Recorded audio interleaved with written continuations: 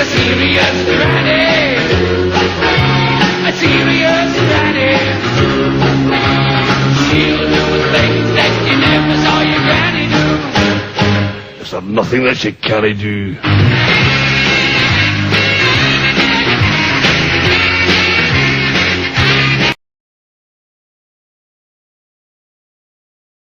Resigning as head of the Conservative Party, but remaining as Prime Minister for the moment, John Major said to his critics within the Conservative Party of Britain that, quote, it's time to put up or shut up. What's happening?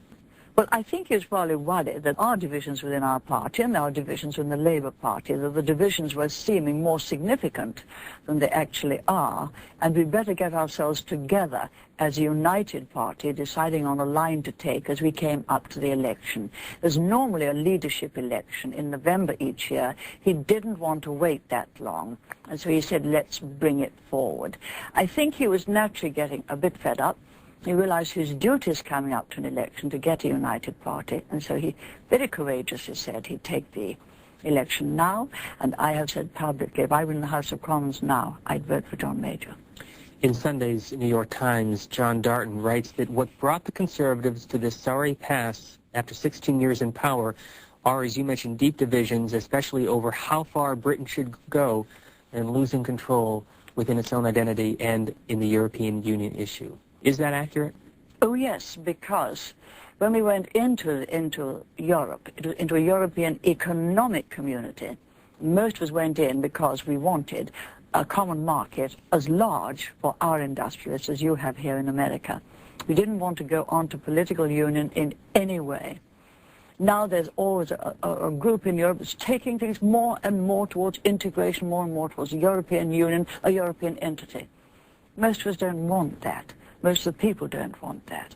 And so there was a great deal of opposition over the Maastricht Treaty, and I voted against that. And this opposition will not go away because we didn't vote to go into a European economic community in order to give up a large part of our parliamentary sovereignty to a European bureaucracy of non-elected people. Nor did we go into Europe to have a European court tell ours what to do and to override their judgments.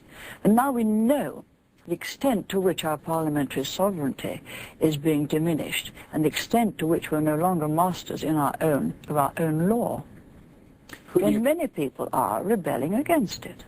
Who do you expect to see challenge Prime Minister Major? I don't know. There will be great cabals going on, and I think someone will challenge him, but I most earnestly hope that John Major wins. Can you explain how this whole process works for Americans who don't quite understand British politics? Yes, no other party has this, and it happened really after Ted Heath lost 3 out of 4 elections. This new system was invented. It was invented for while we were in opposition. That's why it's called an election for leader of the party. Every year, if there is a challenger, there has to be an election. And the challenger now, the rules have been changed, would have to have 33 people signing that he's a challenger, and therefore the election is invoked. Now, the election was announced last Thursday, and the nominations of anyone who wishes to challenge the Prime Minister have to be in by this coming Thursday. We don't know who it will be. Then that election will be held the following Tuesday. And if the Prime Minister is to win it satisfactorily in the first round, he must not only get a majority, but that majority must consist of 15% more votes than his nearest challenger. So a plain majority doesn't do. So with 327 Conservative members in Parliament, that 15% above the majority, why was that threshold put in place? Because it was felt on the first round that the Prime Minister or leader of the party should have not merely a majority, but a good majority if he's to stay there. I was just too short of that 15% majority, although I had in the end a much bigger number of votes than John Major. But that's the way it works, and frankly, I think we ought not to have this system for leader of the party when we're in government, because it affects also the position of the Prime Minister. And I said this some time ago, I feel very strongly that backbench Conservative members should not have the right to bring down a Prime Minister who is answerable to Parliament as a whole, and also, in the end, to his own party as a whole, and not only to those who are members of Parliament. And it's time we changed it. There are a couple of names who people may be reading about, and I want to ask you who they are, and if you can explain them briefly. First of all, Norman Lamont. Norman Lamont was John Major's Chancellor of the Exchequer, and he, I knew, was not very much in favour of having our currency linked with the European one, and then it collapsed, and eventually Norman Lamont resigned. And he is, in fact, very much of the same views as I am about being in charge of our own currency and more in charge of our own parliamentary business and our legal business. And therefore, he does not wholly agree with the Prime Minister now, and there are great differences between them. I think he has indicated that he may stand unless a member of the cabinet resigns and stands against the Prime Minister. So we're a little bit in the dark and we don't know who will stand in the first round. I hope the Prime Minister wins the first round sufficiently, and that ends it, because the longer this goes on, the more difficult it will be for John Major. Michael Heseltine. Michael Heseltine will not challenge the Prime Minister in the first round. If the Prime Minister didn't get the requisite 15% majority, I believe Michael Heseltine would come in the second round, and the Prime Minister would be caretaker until the result of the second round was known and who was going to take over. Tony Blair. It's very destabilizing, you see, and it ought not to be. A Prime Minister the party is elected by all of the people. The Prime Minister is answerable to all of the people. And if we want to topple a Prime Minister, the way to do it is by a vote of confidence in the House of Commons. If you lose that, then there has to be a general election. And Tony Blair is now leader of the Labour Party, a very effective leader. He's young.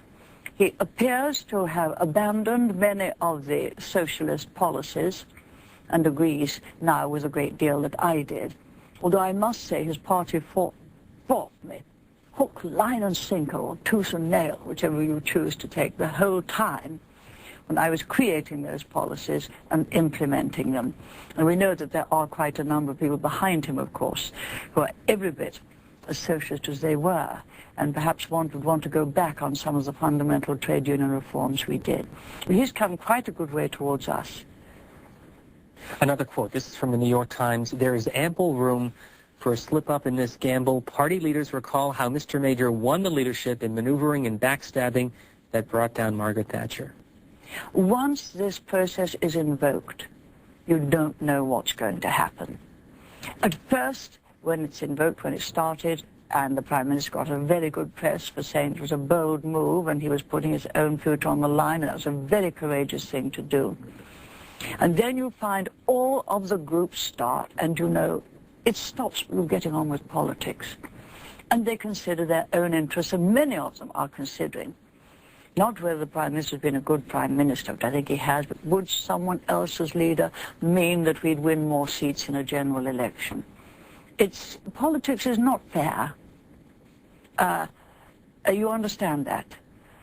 I would like to see continuity with the Prime Minister through to the election. Later today, you're at the Press Club. What's the rest of your week like here in this country?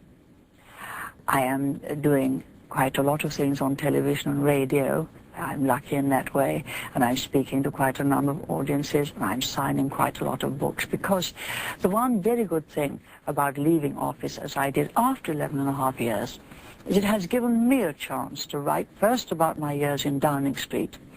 Well, they were reasonably fresh in my mind, and I had access to all the documents, far better than anyone else trying to write my biography. And then people said, well, how did you come to hold these views? So I wrote about my early life, the influences, what led me to take the political path I did. And that's all here in the Path to Power. It was an exciting, fascinating, interesting life. But now I finish my writing days, and I hope that people will enjoy both of those books. Will there be a third book? No. How often do you get to this country? Usually 3 times a year. I love coming. Margaret Thatcher, thank you. Thank you.